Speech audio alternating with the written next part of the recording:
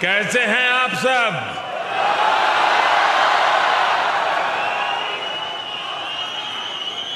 मुझे बताया गया कि आप में से कई लोग आज बहुत दूर दूर से लंबा सफर तय करके यहां आए हुए हैं।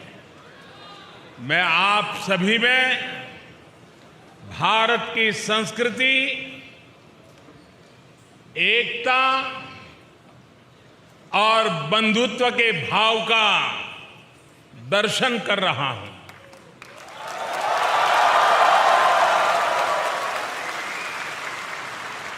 आपका ये स्नेह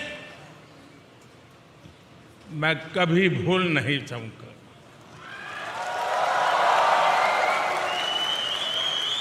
आपके इस प्यार के लिए, इस उत्साह और उमंग के लिए मुझे पूरा विश्वास है जो लोग हिंदुस्तान में इन खबरों को देखते होंगे उनका भी सीना गर्व से भर गया होगा।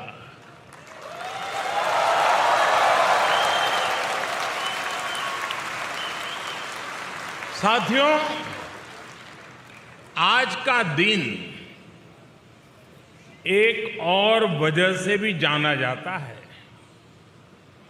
आज 26 जून है। जो डेमोक्रेसी हमारा गौरव है, जो डेमोक्रेसी हर भारतीय के डीएनए में है, आज से 47 साल पहले इसी समय उस डेमोक्रेसी को बंधक बनाने, डेमोक्रेसी को कुचलने का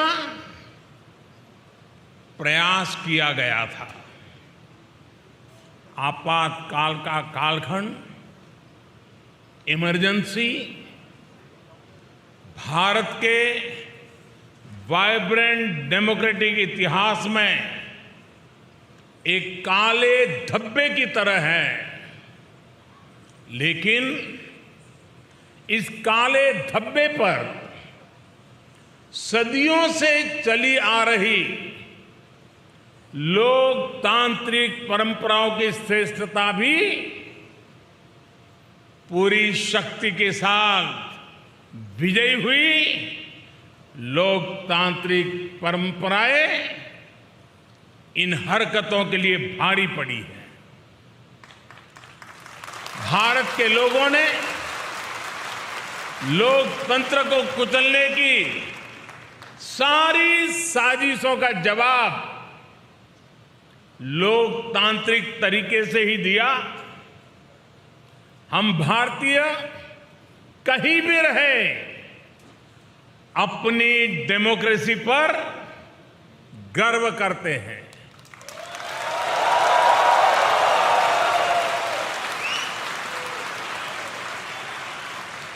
और हिंदुस्तानी गर्व से कह सकता है कि भारत मदर ऑफ डेमोक्रेसी है।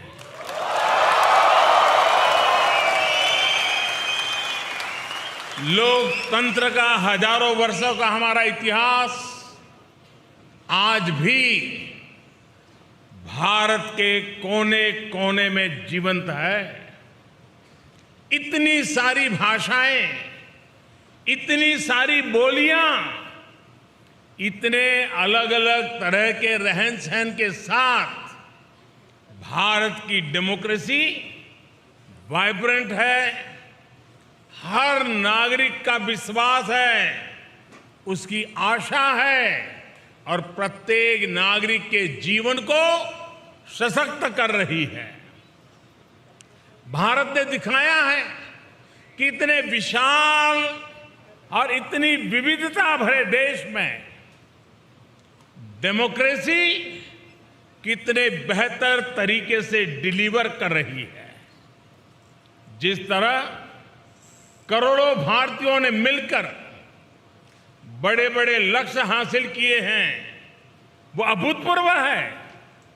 आज भारत का हर गांव ओपन डेफिकेशन फ्री है।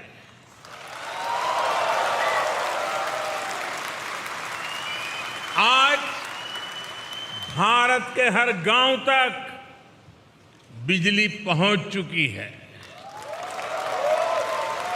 आज भारत का लगभग हर गांव सड़क मार्ग से जुड़ चुका है।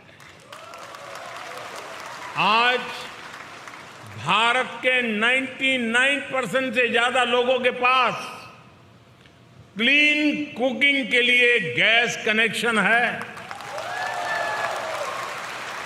आज भारत का हर परिवार बैंकिंग व्यवस्था से जुड़ा हुआ है। आज भारत के हर गरीब को 5 लाख रुपए मुफ्त इलाज की सुविधा उपलब्ध है। कोरोना के इस समय में भारत पिछले 2 साल से 80 करोड़ गरीबों को मुफ्त अनाज सुनिश्चित कर रहा है। इतना ही नहीं, आज भारत में औसतन हर 10 दिन में, आज स्टार्टअप की दुनिया है ना, हर 10 दिन में एक यूनिकॉर्न बन रहा है। आज भारत में हर महीने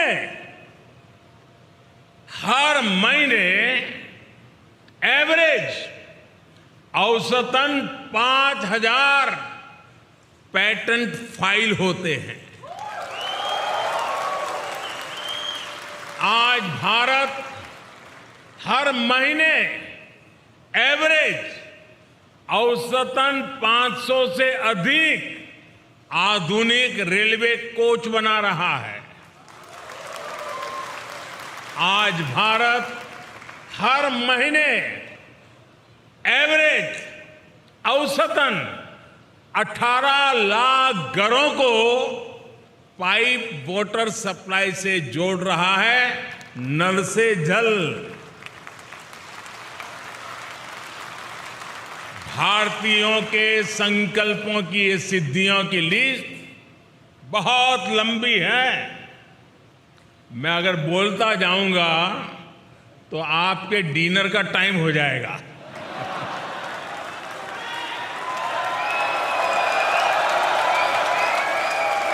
साथियों, कोई देश जब समय पर सही फैसले लेकर सही नीयत से सभी का साथ लेकर चलता है तो उसका तेजी से विकास होना निश्चित है। आप सभी इस बात से परिचित हैं कि पिछली शताब्दी में तीसरी औद्योगिक क्रांति का जर्मनी और अन्य देशों ने कितना लाभ उठाया। भारत उस समय गुलाम था और इसलिए वो इस दौड़ में बहुत पीछे रह गया। लेकिन आज 21वीं सदी का भारत चौथी औद्योगिक क्रांति में इंडस्ट्री 4.0 में पीछे रहने वालों में नहीं बल्कि इस औद्योगिक क्रांति का नेतृत्व करने वालों में से एक है। इंफॉर्मेशन टेक्नोलॉजी में, डिजिटल टेक्नोलॉजी में भारत अपना परचम लहरा रहा है। दुनिया में हो रहे real time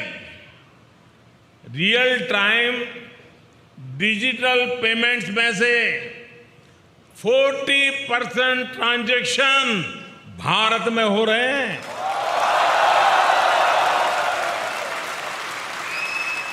Bharat data consumption में नए रिकॉर्ड बना रहा है। भारत उन देशों में है जहां डेटा सबसे सस्ता है।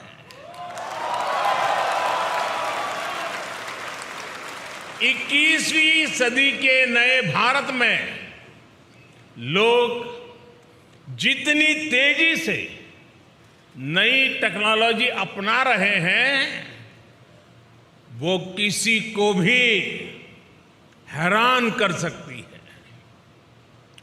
कोरोना वैक्सीन लगवाने के लिए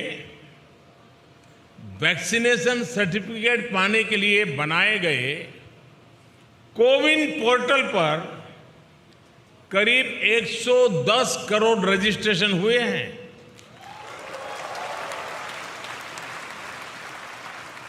कोरोना संक्रमण की ट्रैकिंग के लिए बनाए गए एक विशेष ऐप आरोग्य सेतु से आज करीब 22 करोड़ भारतीय जुड़े हुए हैं।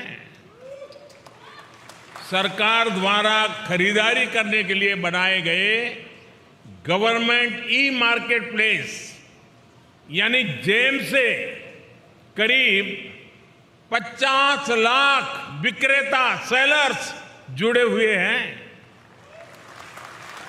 आज 12 से 15 लाख भारतीय ट्रेन से आने जाने के लिए हर रोज 12 से 15 लाख टिकट ऑनलाइन बुक करा रहे हैं। आज भारत में ड्रोन टेक्नोलॉजी का जिस तरह इस्तेमाल हो रहा है वो अभूतपूर्व है। आप जानकर के हैरान रह जाएंगे कि अब देश के अनेक क्षेत्रों में ड्रोन से फर्टिलाइजर को छिड़काव होने लगा है। भारत में सरकार ने एक योजना शुरू की है, स्वामित्व योजना। इस योजना के तहत देश के लाखों गांवों में जमीन की मैपिंग, घरों की मैपिंग का काम ड्रोन ही कर रहे हैं। इस अभियान के द्वारा करोड़ों नागरिकों को प्रॉपर्टी सर्टिफिकेट दिए जा रहे हैं। प्राकृतिक आपदाओं के समय, राहत और बचाव के समय भी ड्रोन टेक्नोलॉजी का इस्तेमाल भारत में लगातार बढ़ रहा है। साथियों, आज का भारत होता है, चलता है, ऐसे ही चलेगा।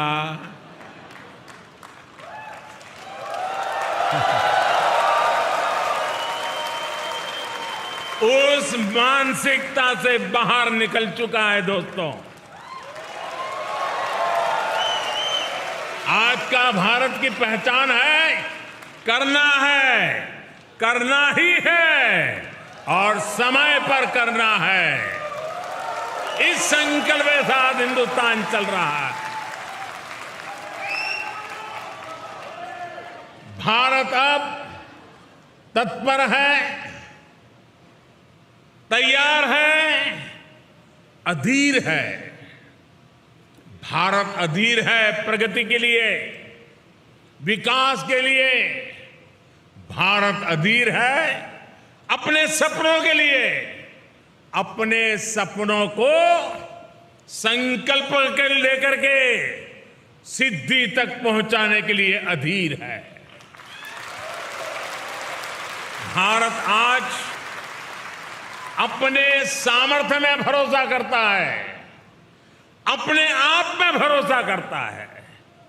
इसलिए आज हम पुराने रिकॉर्ड तोड़ रहे हैं और नए लक्ष्य हासिल कर रहे हैं। आप किसी भी क्षेत्र में देखिए, मैं उदाहरण देता हूं आपको। भारत ने 2016 में तय किया था कि 2030 तक हमारी कुल बिजली उत्पादन क्षमता का 40%, 40% नॉन फोसिल फ्यूल से होगा। अभी 2030 से हम 8 साल दूर हैं, लेकिन भारत ये लक्ष्य हासिल कर चुका है। हमने पेट्रोल में 10% एथेनॉल ब्लेंडिंग का टारगेट रखा था। ये लक्ष्य भी देश ने डेडलाइन से 5 महीने पहले ही हासिल कर लिया। भारत में कोविड वैक्सीनेशन के स्पीड और स्केल से भी आप भली भांति परिचित हैं। आज भारत में 90% एडल्ट्स को वैक्सीन की दोनों डोज लग चुकी है। 95% एडल्ट्स ऐसे हैं जो कम से कम 1 डोज ले चुके हैं। ये वही भारत है जिसके बारे में कुछ लोग कह रहे थे कि 1.25 अरब आबादी को वैक्सीन लगाने में 10-15 साल लग जाएंगे।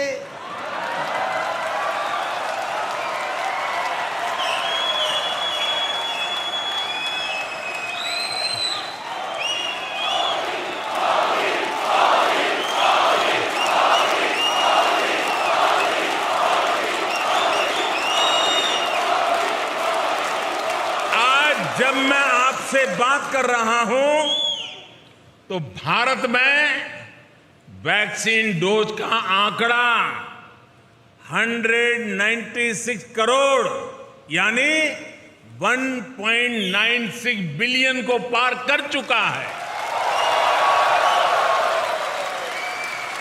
मेड इन इंडिया वैक्सीन ने भारत के साथ ही दुनिया के करोड़ों लोगों की कोरोना से जान बचाई है। साथियों, मुझे याद है कि साल 2015 में जब मैं जर्मनी आया था तो स्टार्टअप इंडिया अभियान एक आइडिया के स्तर पर था, शब्द कान पे पड़ते थे। तब स्टार्टअप बल में भारत का कोई नाम निशान नहीं था, कोई जानता ही नहीं था। आज भारत में दुनिया का तीसरा सबसे बड़ा स्टार्टअप इकोसिस्टम है। एक समय था जब भारत साधारण से साधारण स्मार्टफोन भी बाहर से मंगाता था। आज भारत दुनिया का दूसरा सबसे बड़ा मोबाइल फोन मैन्युफैक्चरर है और अब भारत में बने मोबाइल दुनिया भर में जा रहे हैं।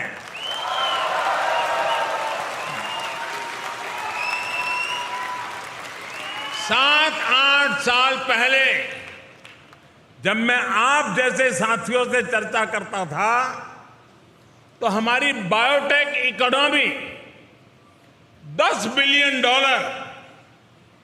यानी 75,000 करोड़ रुपए की हुआ करती थी। आज ये 8 गुना अधिक बढ़कर $80 बिलियन यानी 6 लाख करोड़ रुपए को पार कर चुकी है। साथियों,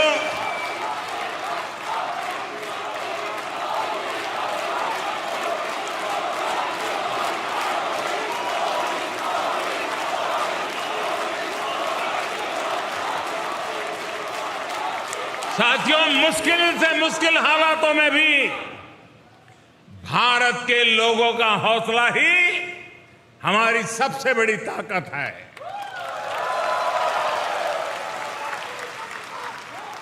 साथियों, पिछले साल हमने अब तक का हाईएस्ट एक्सपोर्ट किया है। ये इस बात का सबूत है कि एक और हमारे मैन्युफैक्चरर्स नए अवसरों के लिए तैयार हो चुके हैं, वहीं दुनिया भी हमें उम्मीद और विश्वास से देख रही है। बीते ही वर्ष भारत ने $111 बिलियन यानी 8,30,000 करोड़ रुपए के इंजीनियरिंग गुड्स का एक्सपोर्ट किया है। भारत के कॉटन और हैंडलूम प्रोडक्ट्स के निर्यात में भी 55% की बढ़ोतरी हुई है। भारत में मैन्युफैक्चरिंग को बढ़ाने के लिए सरकार ने करीब 2 लाख करोड़ रुपए की production link incentive PLI scheme भी शुरू की है। अगले साल हम अपने एक्सपोर्ट टारगेट को और भी बढ़ाना चाहते हैं और आप लोग इसमें काफी मदद भी कर सकते हैं। इसी तरह हमारा FDI इनफ्लो, विदेशी निवेश भी साल दर साल नए रिकॉर्ड बना रहा है। साथियों, जब किसी देश के नागरिक सबका प्रयास की भावना के साथ, जन भागीदारी की भावना के साथ राष्ट्रीय संकल्पों को सिद्ध करने में जुट जाते हैं, तो उन्हें दुनिया की बड़ी बड़ी शक्तियों का भी साथ मिलने लग जाता है।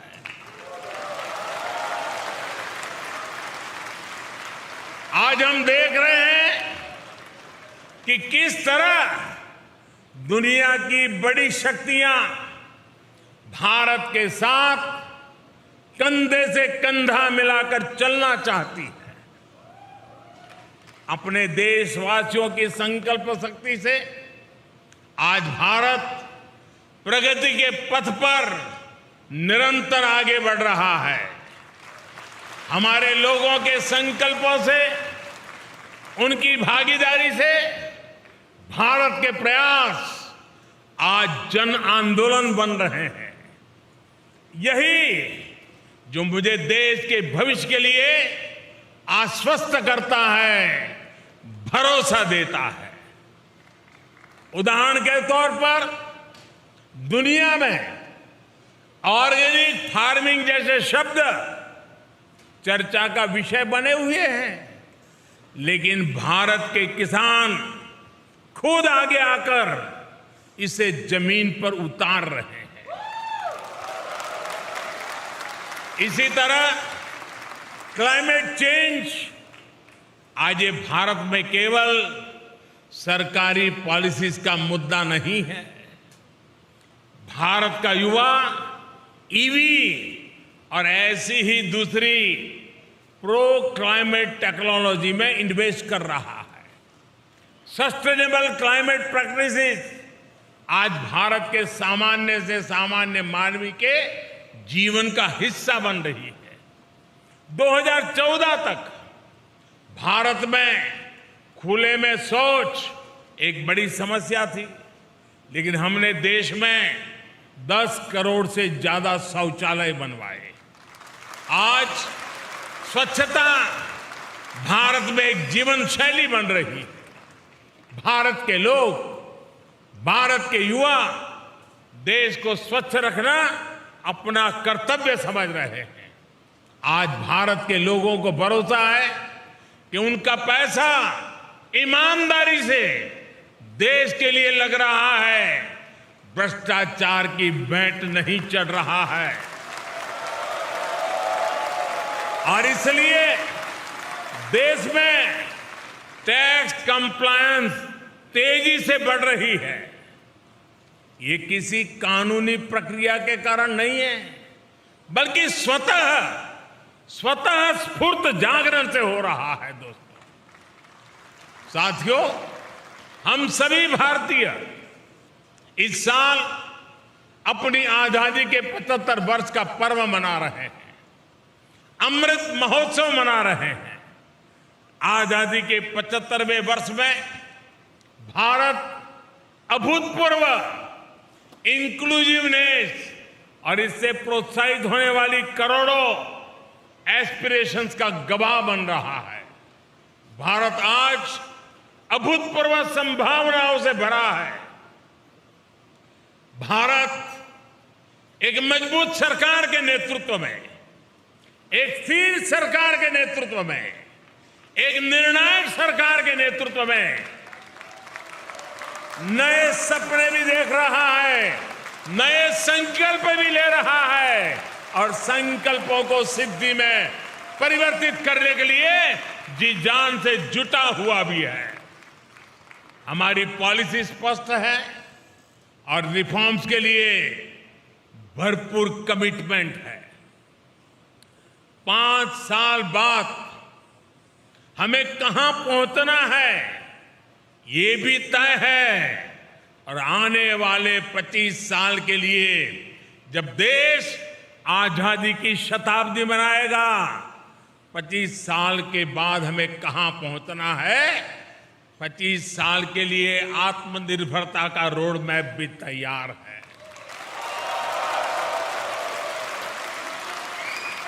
साथियों, वो दिन चले गए, साथियों वो दिन चले गए जब दुनिया में कुछ होता था तो हम रोना रोते थे। भारत आज वैश्विक चुनौतियों का रोना रोने वाला देश नहीं है, बल्कि भारत आज आगे बढ़कर इन चुनौतियों का समाधान दे रहा है।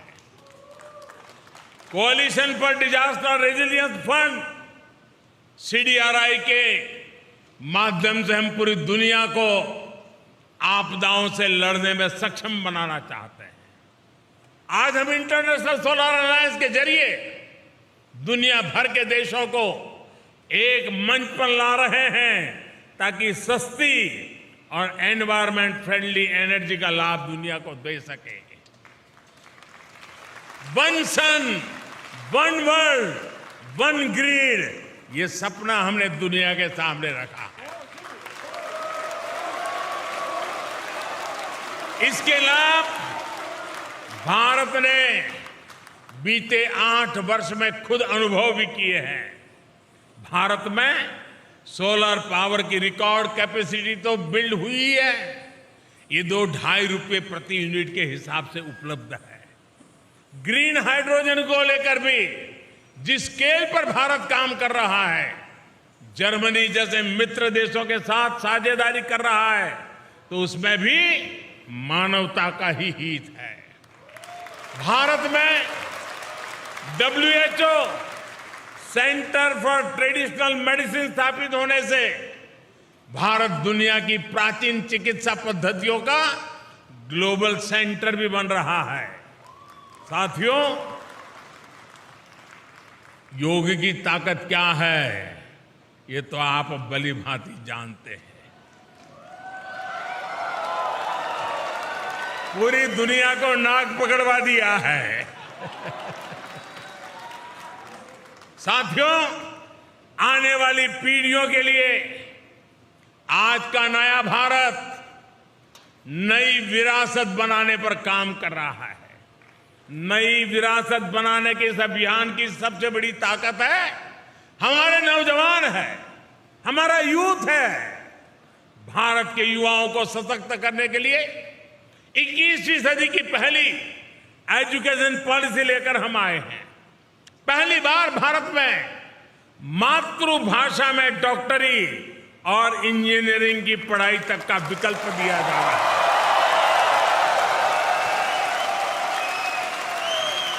जर्मनी में रहने वाले आप सब लोग तो जानते हैं कि मातृभाषा में डॉक्टरी इंजीनियरिंग पढ़ने का कितना लाभ होता है। अब यही लाभ भारत के युवाओं को भी मिलेगा।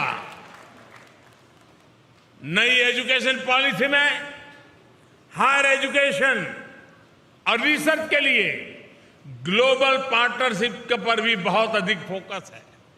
इसका जिक्र आज मैं इसलिए भी कर रहा हूं क्योंकि इसमें जर्मनी के संस्थानों के लिए भी बहुत सारे अवसर बन रहे हैं। साथियों, बीते दशकों में आपने मेहनत से, अपने काम से भारत की सशक्त छवि यहां बनाई है। आजादी के अमृतकाल में यानी आने वाले 25 साल में आपसे अपेक्षाएं और बढ़ गई है। आप इंडिया की सक्सेस स्टोरी भी है और भारत की सफलताओं के ब्रांड एम्बेसडर भी है। और इसलिए मैं आप सब साथियों को, विश्व भर में फैले हुए मेरे भारतीय भाइयों बहनों को हमेशा कहता हूं कि आप राष्ट्रदूत हैं। सरकारी व्यवस्था में 1-2 राजदूत होते हैं, मेरे तो करोड़ों राष्ट्रदूत हैं जो मेरे देश को आगे बढ़ाएंगे।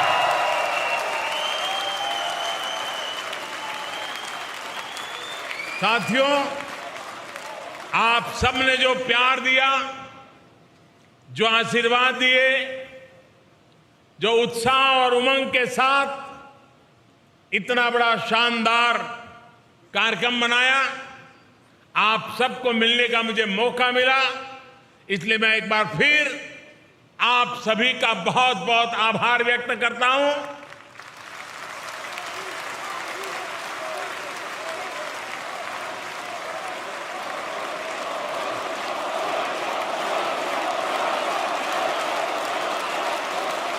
आप सब स्वस्थ रहिए, खुशखुशाल रहिए। मिलेट टाइम्स को आपकी जरूरत है, हमारी आप माली मदद करें।